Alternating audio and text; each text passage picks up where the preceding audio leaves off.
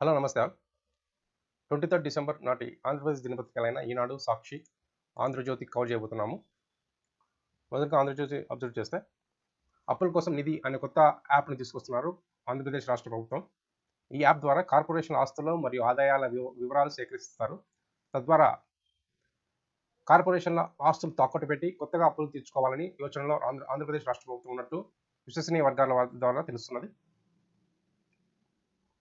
ఈ యాప్లో కార్పొరేషన్ ఆస్తులు మరియు ఆదాయ వివరాలు ఎంటర్ చేయడం వల్ల దాన్ని బ్యాంకులలో తాకట్టు పెట్టి కొత్తగా అప్పులు తీసుకోవాలన్న యోచన చేస్తున్నది. ఈ యాప్లో అప్లోడ్ చేయాలని సర్కారు ఆదేశాలు జారీ చేసింది. కానీ ఇప్పటికే మనం చూసాము, కేంద్రం ఇచ్చిన అప్పుల అనుమతి పూర్తిగా వాడేస్తున్నారు రాష్ట్ర ప్రభుత్వం. దీంతో జగన్ ప్రభుత్వం కొత్త ఎత్తులు వేస్తున్నది. కొత్త అప్పులు పుట్టాలంటే ఎక్కడెక్కడ ఏం చేయాలని ఈ కార్పొరేషన్ ఆస్తులు తాకట్టు పెట్టి అప్పులు తీసుకోవాలని యోచిస్తున్నది.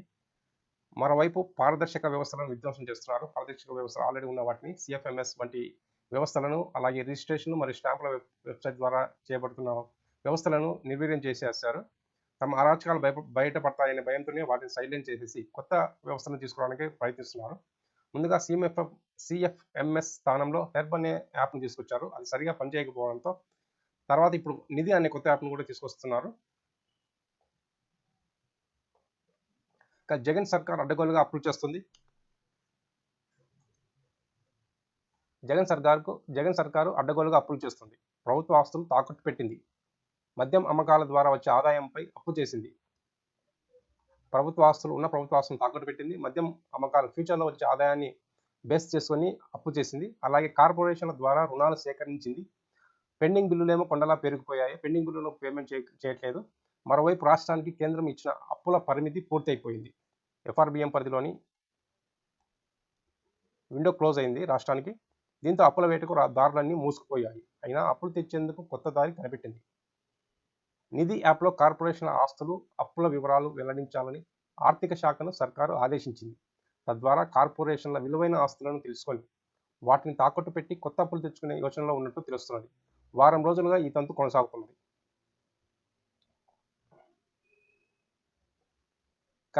నెక్స్ట్ చూస్తే ఏపీ నుంచే ఎందుకు ఇన్ని ఫిర్యాదులు వస్తున్నాయంటూ ఎలక్షన్ కమిషన్ ఆఫ్ ఇండియా కలెక్టర్లను మరియు ఎస్పీలను ఆదేశించింది.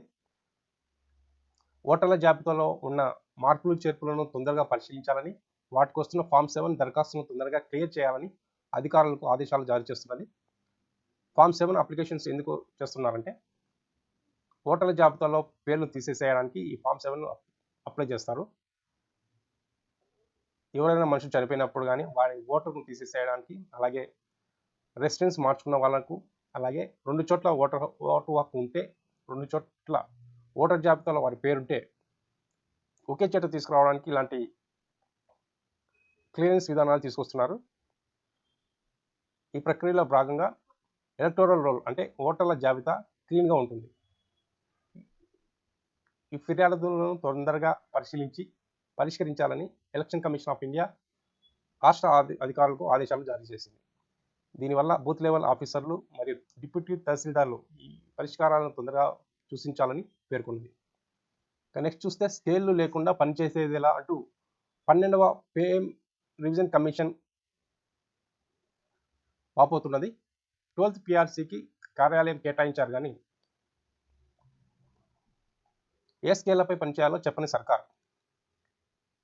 వివిధ శాఖల్లో వివిధ ఉద్యోగాల్లో స్కేళ్లను ఉద్దేశిస్తూ ఏ స్కేళ్లపై పనిచేయాలో రాష్ట్ర సర్కార్ ఇంతవరకు వాళ్ళకి దిశానిర్దేశం చేయలేదు. ఇప్పటికీ అడాప్ట్ చేసుకుని 11th PRC ఎప్పుడో అవార్డు వచ్చింది, కానీ దాన్ని ఇంకా ఇంప్లిమెంట్ చేయలేదు. అంటే ఇన్ ద సెన్స్ అడాప్ట్ చేసుకోలేదు. దాని ద్వారా ఉద్యోగ సాలరీస్ పెంచడం కానీ, ఫిట్మెంట్ IR లాంటివి ఇవ్వడం కానీ పూర్తిగా జరగలేదు. ప్రస్తుతం 12th PRC ప్రకటించారు కానీ అది కేవలం ఎన్నికల స్టింటే అంటూ ఉద్యోగ సంఘాలు ఆరోపిస్తున్నాయి.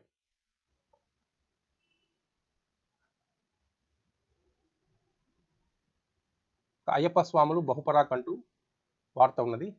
కొత్తగా వస్తున్న కోవిడ్ సబ్ వేరియంట్ JN.1ను దృష్టిలో పెట్టుకొని తగు జాగ్రత్తలు తీసుకోవాలని, ఎవరైనా పాజిటివ్గా ఉంటే వారు హోమ్ ఐసోలేషన్లో ఉండాలని, ఇతర రాష్ట్రాల నుంచి వచ్చిన వాళ్ళు తప్పనిసరిగా టెస్ట్ చేసుకోవాలని రాష్ట్ర ప్రభుత్వం సూచిస్తున్నది. వ్యూహం సినిమాకు బ్రేక్. విడుదల చేయొద్దని హైదరాబాద్ కోర్టు ఆదేశాలు జారీ చేసింది. టీడీపీ నేత లోకేష్ పిటిషన్పై విచారణ జరిపి దాని తర్వాత విడుదల చేయవద్దంటూ హైదరాబాద్లోని సివిల్ కోర్టు ఆదేశాలు జారీ చేసింది. లోకేష్ మాత్రం తమ కుటుంబం పార్టీ ప్రతిష్టకు భంగం కలిగించేలా సినిమా తీశారని లోకేష్ ఆరోపిస్తున్నారు.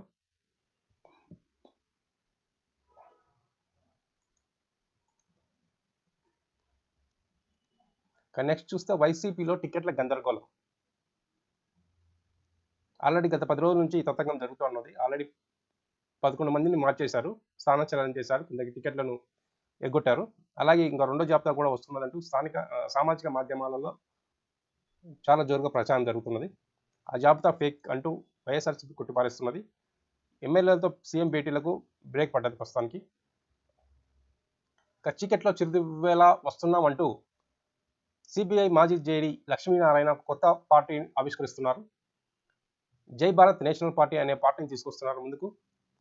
ఇందులో భాగంగా పార్టీ పతాకాన్ని ఆవిష్కరించారు. అన్ని నియోజకవర్గాల్లో పోటీ చేస్తాం, ఆంధ్రాకు స్వర్ణ భవిష్యత్తును సాధిస్తామంటూ లక్ష్మీనారాయణ వ్యాఖ్యానిస్తున్నారు.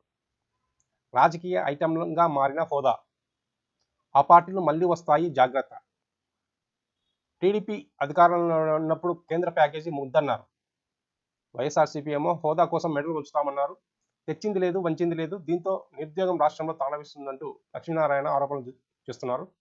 పరదాలలో తిరిగేవారు జనం సెక్యూరిటీ మర్చారు. మేము తప్పులు చేయము, అప్పులు రెండు చేయబోమంటూ లక్ష్మీనారాయణ ఈ విధంగా వ్యాఖ్యానిస్తున్నారు. డీటెయిల్స్లోకి వెళ్తే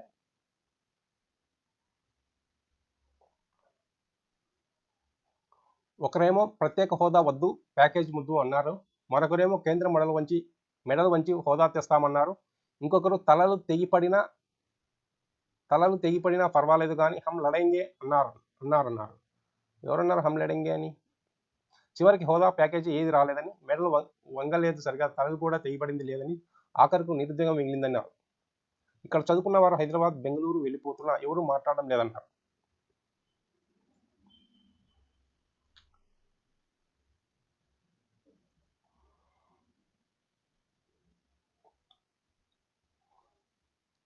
Okay, we are completed Andhra Jyothi.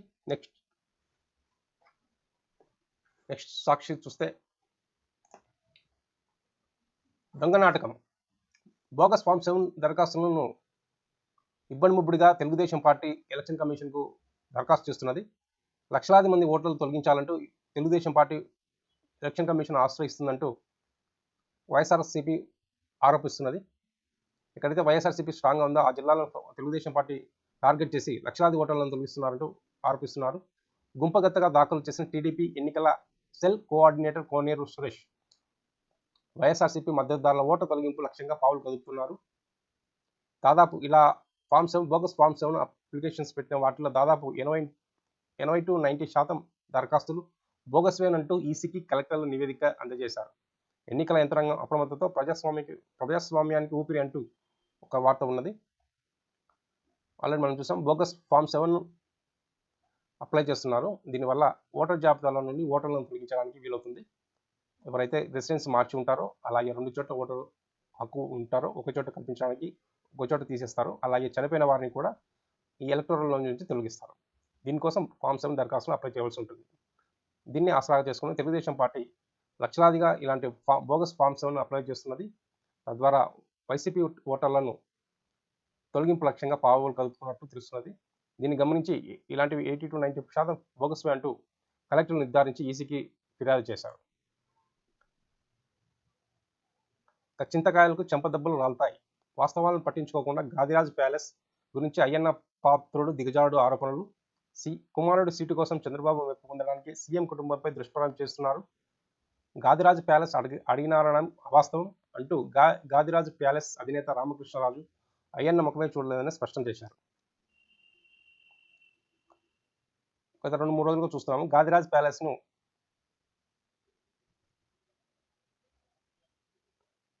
YS Bharati గారు అడిగినట్టు పేపర్లో చూసాము. ఆ ప్యాలెస్ని ఇవ్వకపోవడంతో ప్యాలెస్ భూమి నిషేధిత మిగులు భూముల జాబితాలో ఉందంటూ 22A కింద నోటీసు జారీ చేశారని, తద్వారా ప్యాలెస్ను ఆక్రమించుకోవడానికి రాష్ట్ర ప్రభుత్వం పన్నాగం పడుతున్నదంటూ వార్త మనం 2-3 రోజుల నుంచి చూస్తున్నాము. కానీ కేవలం కొన్ని సెట్ల భూమే 22A కింద ఉన్నదంటూ దాన్ని కూడా రెగ్యులరైజ్ చేసుకోవాలంటూ అధికారులు ఆదేశించడంతో దానికి ప్రయత్నిస్తున్నామని గాదిరాజ్ ప్యాలెస్ ఓనర్స్ కూడా తమ అభిప్రాయాన్ని వెలువచ్చారు. మా ప్యాలెస్ని ఎవరు అడగలేదని ఆయన ఓనర్ చెప్తున్నారు. కేవలం చింతకాయల అయ్యన్న పాత్రుడు తెలుగుదేశం పార్టీ నుంచి సీట్లు ఆశించడం చంద్రబాబు మెప్పు పొందడానికే ఈ విధంగా ఆరోపణలు చేశారని ఆరోపిస్తున్నారు. చివరిగా చూస్తే JN1పై జాగ్రత్త అంటూ రాష్ట్ర వైద్య శాఖను అప్రమత్తం చేస్తున్నారు రాష్ట్ర ప్రభుత్వం.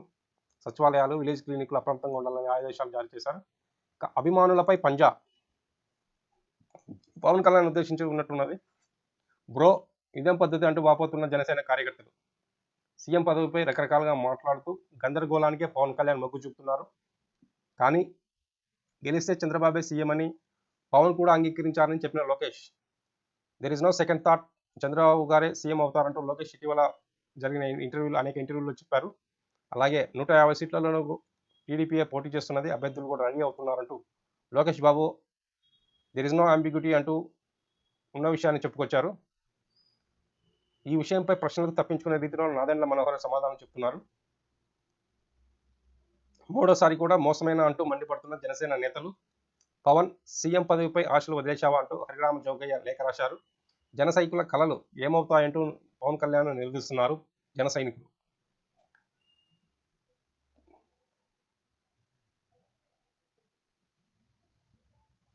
చివరగా ఈనాడు ఎక్స్ట్రా ఐటమ్స్ ఏమున్నాయి చూద్దాం. కావాలని కక్ష కట్టి పరిశ్రమను వెళ్ళగొట్టి అంటూ రాష్ట్రంలో ఉన్న పరిశ్రమలను రాష్ట్ర ప్రభుత్వం వెళ్ళగొడుతున్నదంటూ ఈ వార్త ఉన్నది. దీనివల్ల యువతకు రావాల్సిన లక్షలాది ఉద్యోగాలు దూరం అవుతున్నాయని, అలాగే పన్నుల ద్వారా రావాల్సిన రాబడి కూడా రాకపోవడం వల్ల రాష్ట్ర ప్రభుత్వానికి నష్టం కలుగుతున్నదంటూ వార్త ఉన్నది. అయినా వైకాపా సర్కారుకు పట్టదంటూ ఉన్నది. వైకాపా పరిశ్రమల ఏర్పాటుకు అనువైన వాతావరణాన్ని ధ్వంసం చేసింది. కొత్త పరిశ్రమలు ఆహ్వానించడం, అటుంచి ఒప్పందాలను కుదుర్చుకున్న వాటిని తరిమేసింది. అధికారంలోకి వచ్చి రావడంతో పరిశ్రమలకు కేటాయించిన భూముల సమీక్ష పేరిట పారిశ్రామికవేత్తలను వేధింపులకు గురిచేసింది. ఎవరైతే మేము పారిశ్రామికవేత్తలు మేము ప్రాజెక్ట్స్ ఇంప్లిమెంట్ చేస్తామని కుదుర్చుకున్నారో, అగ్రిమెంట్ కుదుర్చుకున్నారో వాళ్ళు తర్వాత ఆ పరిశ్రమలు గ్రౌండ్ చేయకపోవడం వల్ల వారు కేటాయించిన భూమిని మరీ తిరిగి తీసుకోవాల్సిన అవసరం కూడా ఉంటుంది. ఆ పారిశ్రామికవేత్తలు ఇండస్ట్రీస్ పెట్టకపోవడం వల్ల భూములు మళ్ళీ తీసుకొని అధికారం రాష్ట్ర ప్రభుత్వానికి ఉంటుంది. అట్ ద సేమ్ టైం భూములను ఇండస్ట్రీస్ పెట్టడానికి వాళ్ళకి ఇవ్వాలంటే అందులో కరప్షన్స్ కూడా ఇన్వాల్వ్ అయి ఉంటుంది. గత ప్రభుత్వం కానీ ఏ ప్రభుత్వం కానీ కరప్షన్ లేనిదే భూములను పారిశ్రామికవేత్తలు కేటాయించదు. కరప్షన్ ఒక యాంగిల్, అలాగే వాళ్ళు ప్రాజెక్టును ఇన్ టైంలో గ్రౌండ్ చేయకపోవడం వల్ల కూడా భూమి మళ్ళీ వెనక్కి తీసుకునే అధికారం రాష్ట్ర ప్రభుత్వానికి ఉంటుంది. అదే ఇప్పుడు రాష్ట్రానికి పెనుమా శాపంగా మారింది. నిరుద్యోగిత పెరిగేందుకు కారణమైందంటూ ఈనాడు చెప్పుకొస్తున్నది. 2024లో బీజేపీని ఓడించాలి అంటూ ప్రతిపక్ష నేతలు పిలుపునిస్తున్నారు. ఇండి కూటమిలోని రకరకాల రాజకీయ పక్షాలు గత 10 ఏళ్లుగా అధికారం లేకపోవడంతో ఏం చేయాలో పాలుపోక ఎట్లాగైనా బీజేపీని ఓడించాలి, తద్వారా మళ్ళీ స్కాములు స్కీములు మనం చేసుకోవచ్చు, కుంభకోణాలు యథావిధిగా అడ్డు అదుపు లేకుండా చేసుకోవచ్చు అంటూ కాంగ్రెస్ ఆధ్వర్యంలో ఇండి రాజకీయ పక్షాలు జంతర్ మంతర్ వద్ద ఆందోళన చేస్తున్నాయి.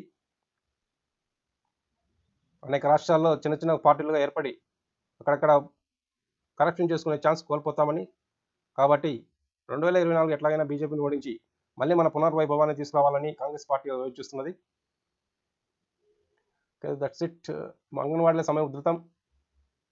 దాదాపు 11 అవుట్ ఆఫ్ 11లో 10 డిమాండ్లకు ప్రభుత్వం సానుకూలంగా ఒప్పుకున్నది. అయినప్పటికీ వీళ్ళకు జీతాలు పెంచాలని 26,000 వరకు పెంచాలని డిమాండ్ చేస్తున్నారు. That is too much. Elections 2019లో వీళ్ళ జీతం కేవలం 6,000 చిల్లర మాత్రమే ఉన్నది. 7,000 చేంజ్ ఉన్నది, 7,000 వరకే ఉన్నది. 2019లో వైఎస్ఆర్సీపీ వచ్చిన తర్వాత 11,500 చేశారు. దాదాపు 10 డిమాండ్ల వరకు రాష్ట్ర ప్రభుత్వం సానుకూలంగా ఒప్పుకున్నది. గ్రాట్యుటీ మరియు వేతనం పెంచాలనే డిమాండ్లు కేంద్ర రాష్ట్ర ప్రభుత్వాలు ఉమ్మడిగా నిర్ణయం తీసుకోవాల్సి ఉంటుంది. కాబట్టి ఇది రాష్ట్ర ప్రభుత్వం ఆలోచించి నిర్ణయం చెప్తామని చెప్తున్నారు. అయినప్పటికీ అంగన్వాడీలు వినకుండా సమ్మెను ఉధృతం చేస్తామని ఆందోళన దిగుతున్నారు. ఏప్రిల్లో సార్వత్రిక ఎన్నికలు జరగబోతున్నాయి. జనరల్ ఎలక్షన్స్ త్రూఅవుట్ ఇండియా జరగబోతున్నాయి. యుద్ధ ప్రాతిపదికన సిద్ధం కావాలి. ఓటర్ల జాబితాను క్లీన్గా సిద్ధం చేయాలి, అలాగే శాంతి భద్రతలు కాపాడాలి, సరిహద్దుల్లో చెక్ పోస్టులు ఏర్పాటు చేయాలి అంటూ ఎలక్షన్ కమిషన్ అధికారులు రాష్ట్ర అధికారులకు సూచనలు జారీ చేశారు. Okay, that's it. We have completed all the newspapers. Okay, we are winding up the session now. Jai Hind.